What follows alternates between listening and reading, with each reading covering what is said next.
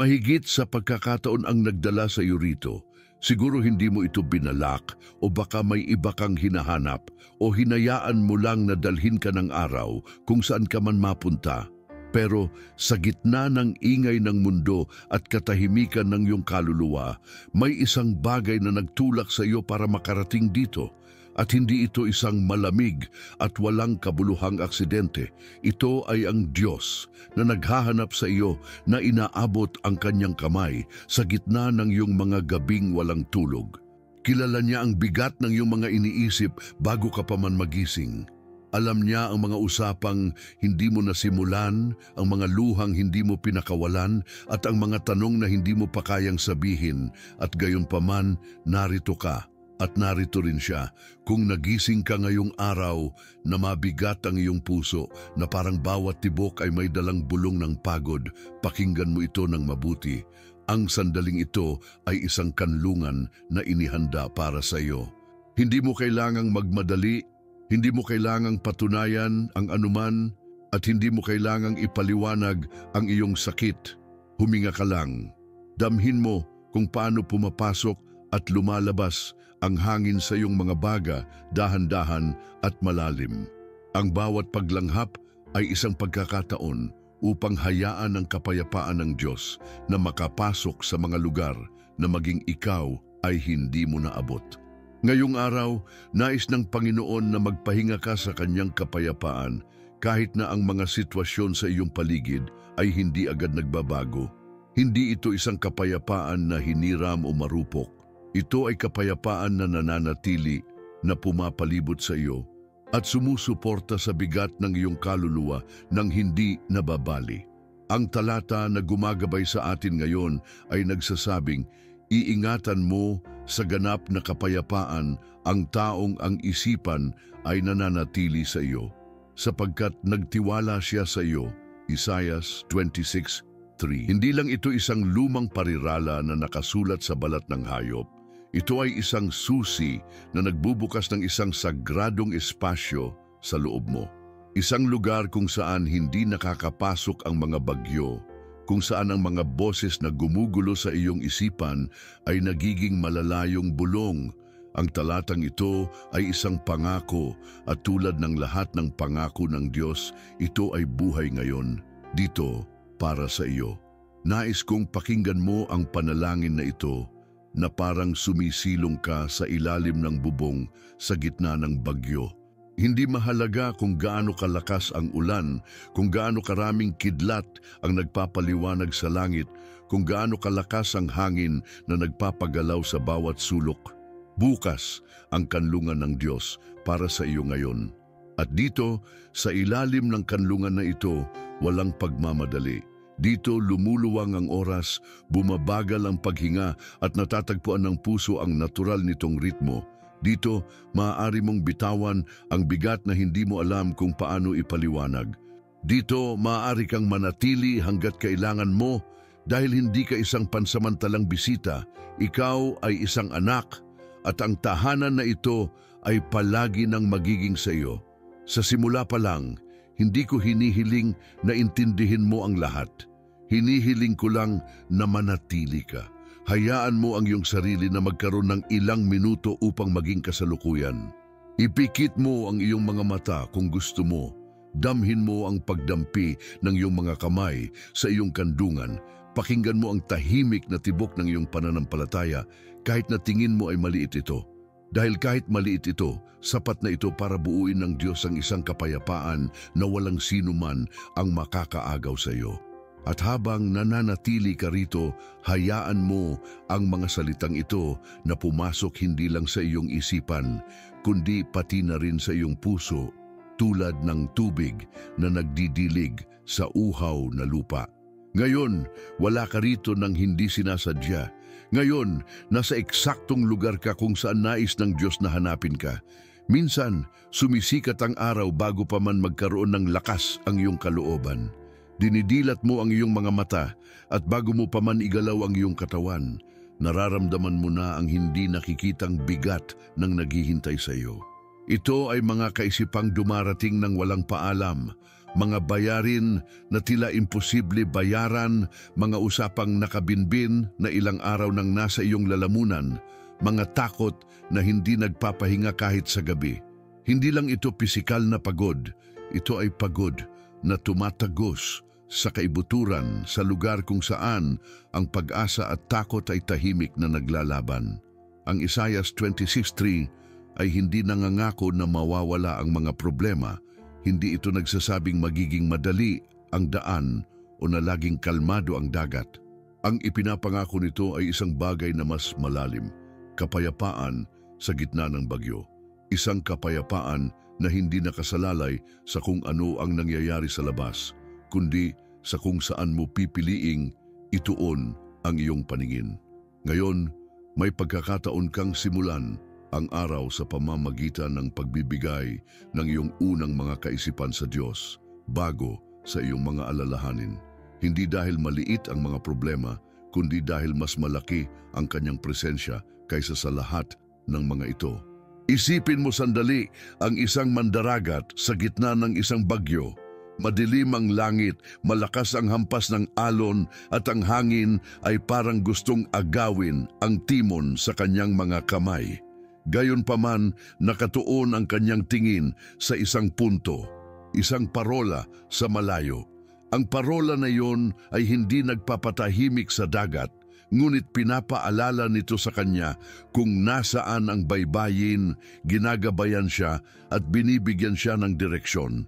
Ganyan ang salita ng Diyos para sa isang kaluluwang nagising na balisa. Hindi nito laging pinapatigil agad ang bagyo, ngunit nililiwanagan nito ang daan sa gitna nito. Ngayon, bago mo hayaan ang takot na magdikta sa iyong mga unang hakbang, maaari mong hayaan ng Diyos na maging parol na iyon. Hindi bilang isang malayong ideya, kundi bilang isang tunay na presensya na gumagabay sa bawat kaisipan. At sa sandaling iyon, habang sinusubukang makapasok ang ingay ng mundo sa mga siwang ng iyong isipan, maaari kang huminto at magsabi ng buong katapatan, Panginoon, ingatan mo ang aking isipan sa iyo bago pa man ako pamunuan ng takot. Hindi ito isang parirala na uulitin ng walang kahulugan. Ito ay isang gawa ng pagsuko. Ito ay pagkilala na ang ganap na kontrol ay hindi kailanman nasa iyong mga kamay at iyon sa halip na maging banta ay isang kaginhawaan. Dahil kapag ang iyong isipan ay nananatili sa Diyos, ang umaga ay tumitigil sa pagiging isang labanan at nagiging isang espasyo para makahinga. At bagaman magsisimula pa lang ang araw, hindi mo na ito gagawin ng mag-isa. Gagawin mo ito na nakakabit sa Kanya na nag-iingat sa ganap na kapayapaan sa sino mang nagtitiwala sa Kanya. May mga umaga na gumagalaw ang katawan, ngunit ang kaluluwa ay nananatiling nakakalat. Bumabangon ka, ginagawa ang mga gawain, inihahanda ang mga kailangan. At nang hindi mo namamalayan, pumapasok ka sa isang araw na pinamamahalaan na ng pagmamadali. Marami ang nagsisimula sa ganitong paraan. Umaasa lang sa sarili nilang lakas, sinusubukang lutasin ang lahat sa sarili nilang pag-unawa. At ang tila kahusayan sa simula ay nagiging pagkapagod bago pa man maabot ng araw ang pinakamataas nitong punto. Hindi sa kulang ka sa kakayahan, kundi dahil ang puso na walang angkla ay hinahayaang tangayin ng anumang agos. Ang pangako ng ganap na kapayapaan sa Isaiah 26:3 ay hindi para sa mga naniniwala lang na may Diyos, kundi para sa mga nananatiling konektado sa Kanya mula sa unang sandali ng araw. Hindi ito tungkol sa isang relihiyosong gawain o isang mekanikal na ritual. Ito ay isang malay na desisyon na iayo ng iyong isipan sa katotohanan ng Diyos bago mo buksan ang pinto sa lahat ng iba pa. Dahil kung ano ang unang pumapasok sa iyong isipan, nagtatakda ito ng tono para sa buong araw. Isipin mo ang iyong isipan bilang isang tahimik na pinto na madaling bumubukas.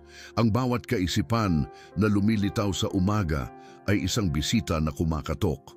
Ang ilan ay dumarating na may mga salita ng katahimikan at tiwala.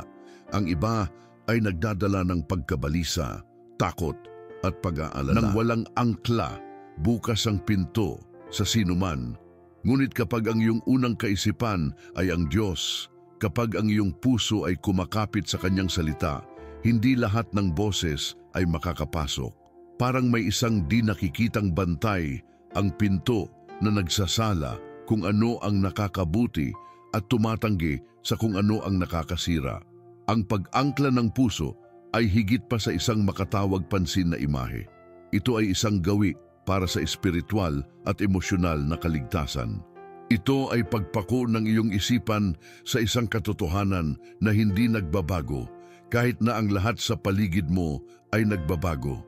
At ang katotohanan iyon ngayon ay nabubuod sa isang parirala na kapag inulit ng may intensyon ay maaaring maging ugat.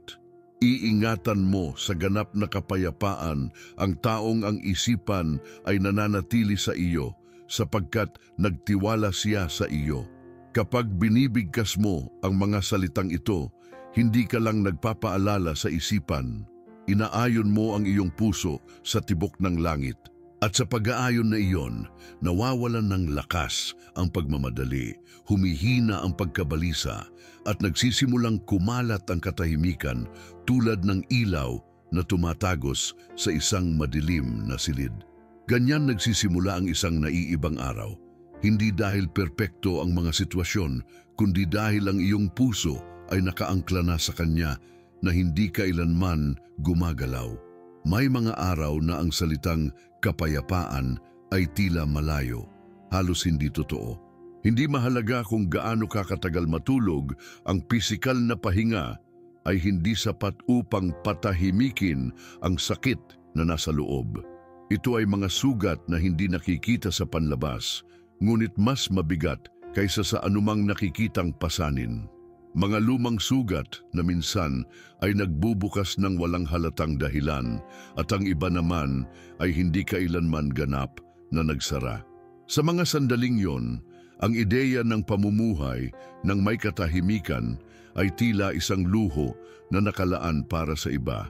Gayunpaman, ang Isaiah 26:3 ay nagpapaalala sa atin ng isang mahalagang bagay. Ang kapayapaan ay hindi isang panandaliang damdamin na lumilitaw at nawawala depende sa emosyonal na klima. Ito ay isang estado na mismo ang Diyos ang nag-iingat para sa mga nagpasyang manatili sa Kanya.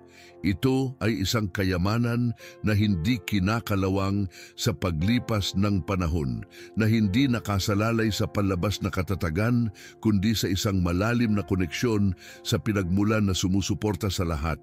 Ang kapayapaang ito ay hindi nakukuha sa pamamagitan ng pakikipaglaban para rito, kundi sa pamamagitan ng pagsuko sa pangangalaga ng Kanya na nangangako nito. Isipin mo ang isang lawa sa gitna ng kagubatan. Umihip ang hangin sa mga puno, gumagalaw ang mga dahon, at dumadami ang mga tunog. Ngunit sa gitna ng lawa na iyon, nananatiling tahimik ang tubig, na malinaw na nagpapaaninag sa langit. Ganyan maaring maging ang iyong kaluluwa, kahit na patuloy ang paggalaw sa iyong paligid. Ang sikreto ay hindi ang pagpapatigil sa hangin, kundi ang pananatili sa sentro kung saan namumuno ang katahimikan ng Diyos. May isang simpleng kilos na maaaring magbukas ng panloob na espasyong iyon, ang pagsulat ng kung ano ang umaagaw sa iyong kapayapaan, hindi para manatili kang nakakulong dito, kundi para ibigay ito ng may kamalayan sa Diyos. Ang bawat salita na inilalagay mo sa papel ay parang pagpapakawala ng isang bato na matagal mo nang dinala. Kapag inihaharap mo ang listahang iyon sa panalangin, hindi mo sinasabing hindi na mahalaga ang sakit. Kinikilala mo na hindi mo kailangang dalhin ito ng mag-isa. Ang kapayapaan na inaalok ng Diyos ay hindi binabaliwala ang pagkakaroon ng sakit, ngunit binabalot nito ang sakit sa paraang hindi na ito ang nagdidikta sa takbo ng iyong mga hakbang. At bagaman hindi laging madaling paniwalaan, sa tuwing ibabalik mo ang iyong isipan sa Kanya, pinapalakas mo ang di nakikitang pader na nagpoprotekta sa iyong isipan. Hindi ito isang ilusyon, ito ay isang tunay na kanlungan na nananatiling bukas para sa iyo. Kahit sa mga araw na pakiramdam mo ay wala ng lakas ang iyong puso upang kumatok sa pinto. Ang buhay ay binubuo ng patuloy na paggalaw. Mga taong dumarating at umaalis, mga plano na tila sigurado at nababasag sa isang iglap. Mga katiyakan na isang araw ay guguho ng walang babala. Minsan, ang mga pagbabagong ito ay napakabilis na parang gumagalaw ang lupa sa ilalim ng iyong mga paa. At sa gitna ng kawalang katatagan na iyon, madaling paniwalaan na lahat ay maaaring mawala, na walang anumang bagay na mapanghahawakan ng tunay. Ngunit ang salita ng Diyos ay nananatili. Hindi ito naluluma sa paglipas ng mga taon, hindi ito binabantaan ng mga sitwasyon, at hindi ito nababasag sa ilalim ng bigat ng kahirapan. Ang Isaiah 20:3 ay nagsasabi sa atin tungkol sa isang kapayapaan na hindi panandalian, isang kapayapaan na lumalaban kahit sa gitna ng mga pagkawala. Ito ay parang isang susi na nagbubukas ng pinto sa isang lihim na kanlungan kung saan makakahinga ang kaluluwa. Ang kanlungan na iyon ay hindi nakasalalay sa isang pisikal na lugar. Ito ay itinayo sa presensya ng Diyos. At doon, sa protektadong espasyong iyon, maaaring umugong ang bagyo sa labas, ngunit hindi ito makakapasok sa puso na nagpasyang magtiwala. Isipin mo ito bilang isang angkla. Hindi pinapatigil ng angkla ang lakas ng dagat. Hindi nito pinipigilan ang paghampas ng mga alon, ngunit pinipigilan nito ang barko na matangay palayo sa posisyon nito. Ganyan ang pangako ng Diyos para sa sinumang nananatili sa Kanya, isang matatag na punto sa gitna ng kawalan ng katiyakan.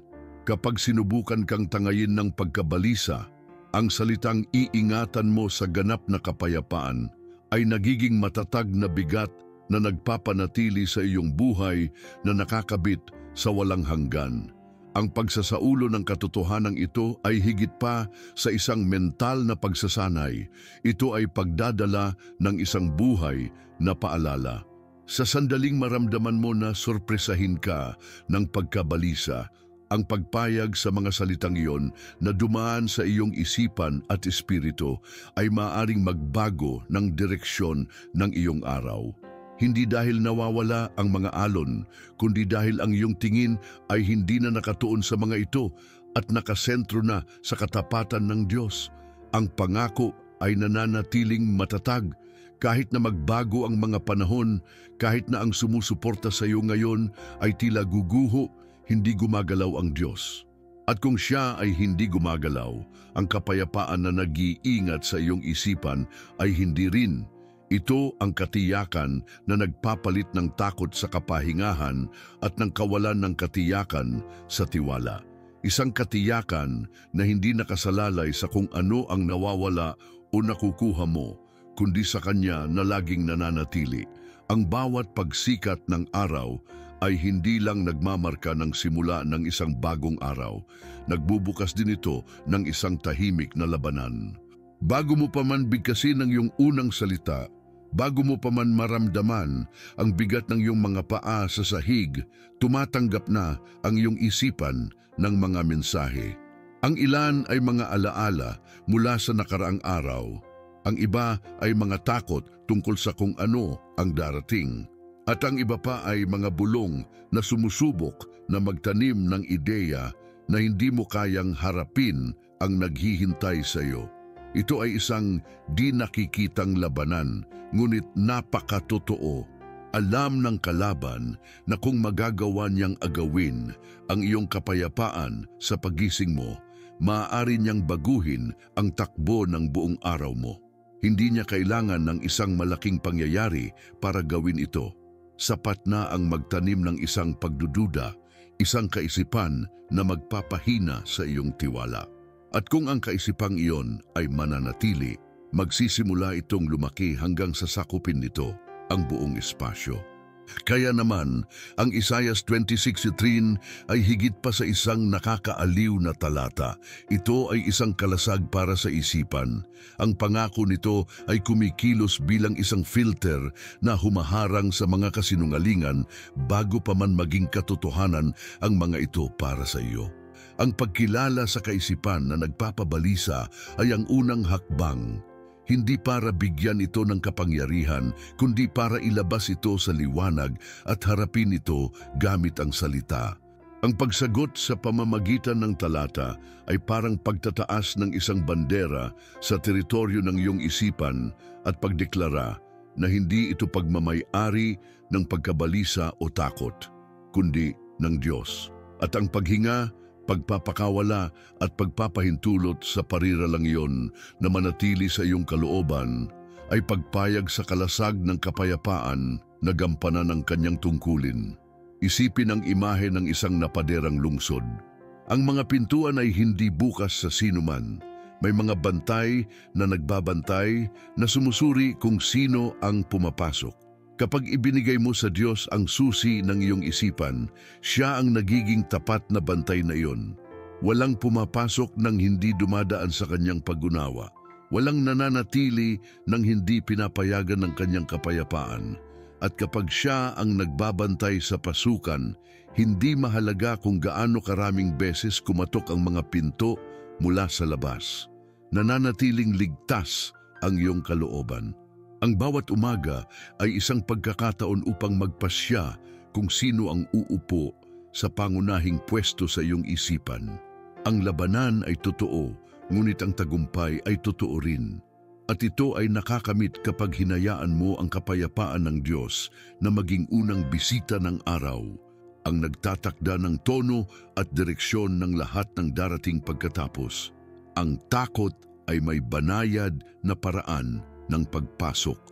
Minsan dumarating ito bilang isang mabilis na kaisipan na hindi napapansin at minsan naman ay bilang isang patuloy na presyon sa dibdib na sumasama sa bawat hakbang.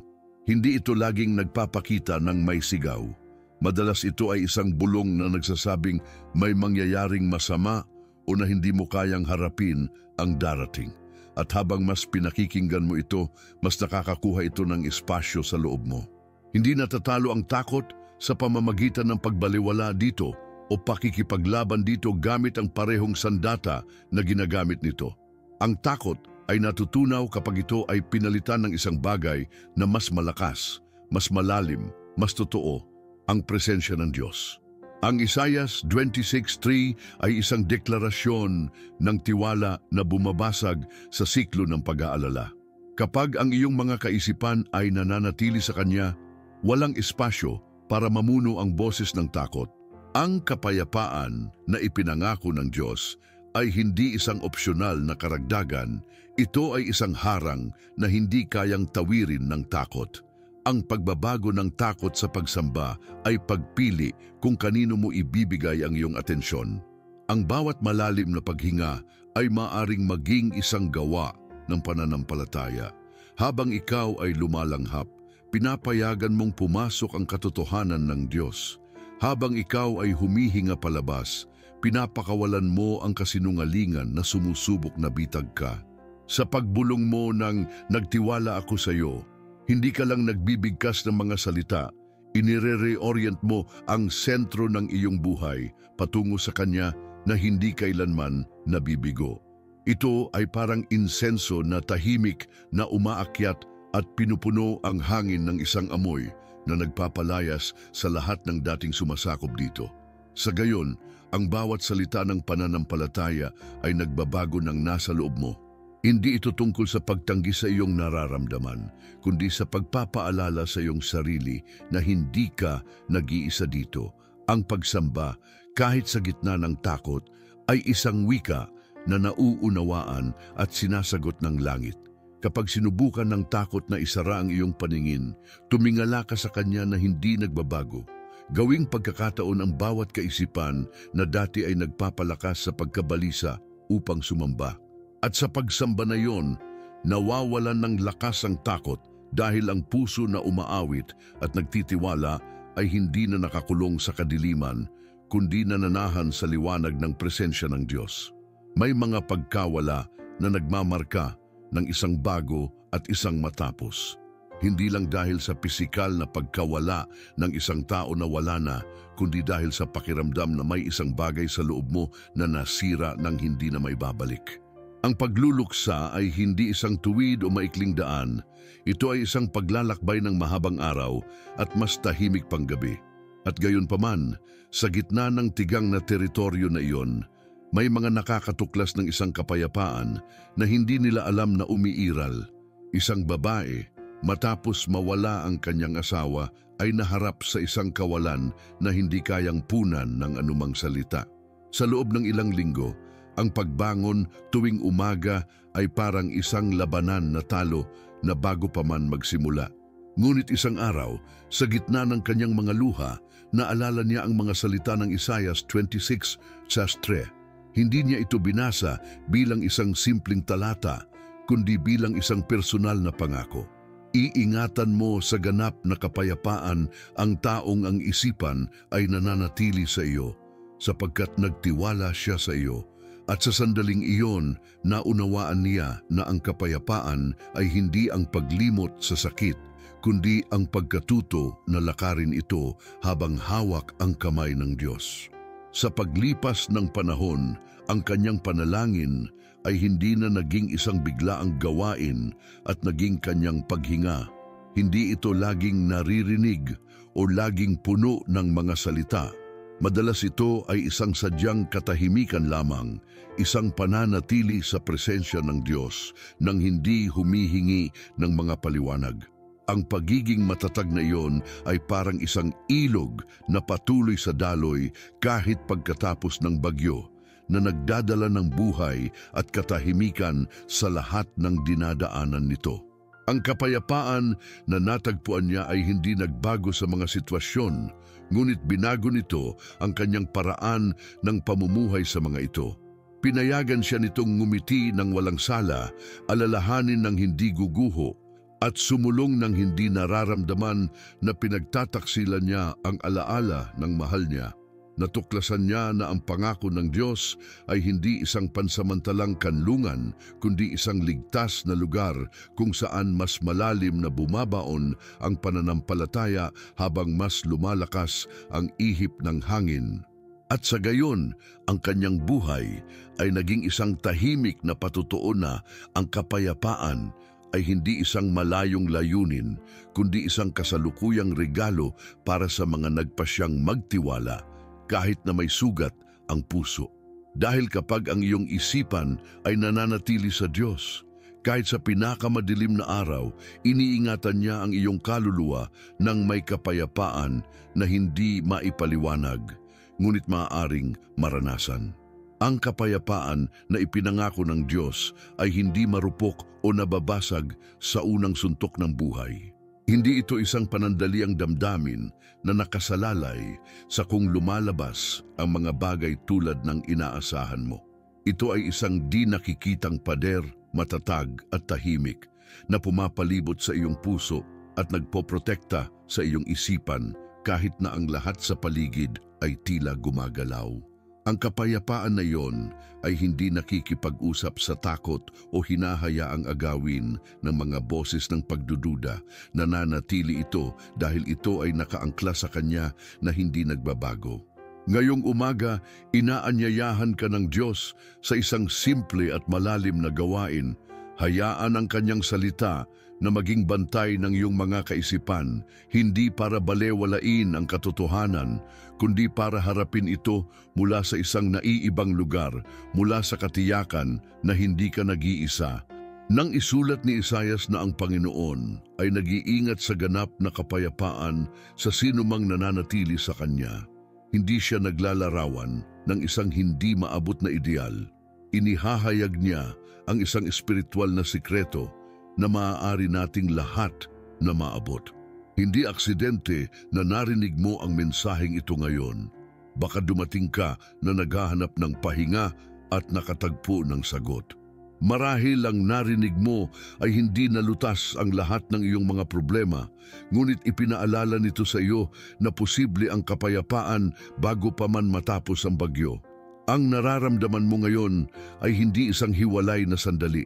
Maaari itong maging simula ng isang bagong paraan ng pamumuhay sa iyong mga araw, na ang isipan at puso ay nakaugat sa katapatan ng Diyos. Hayaan mo ang katotohanan ito na manatili sa iyo lampas sa mga salitang ito. Dalhin mo ito habang ikaw ay nagtatrabaho, habang naglalakad, habang hinaharap mo ang dating umaagaw sa iyong hininga. Naway maging isang patuloy na paalala na kapag ang iyong isipan ay nananatili sa Panginoon, walang sinuman o anuman ang makakaagaw sa iyo ng katahimikan na siya mismo ang nagbibigay sa iyo. At ngayong araw, habang tinatapos mo ang oras na ito ng pagninilay, naway masabi mo ng may buong pananalig, ngayon, ang aking isipan ay nagpapahinga sa Diyos. Dahil kapag totoo iyon, ang araw ay hindi lang nagsisimula ng naiiba, ito ay ganap na nagbabago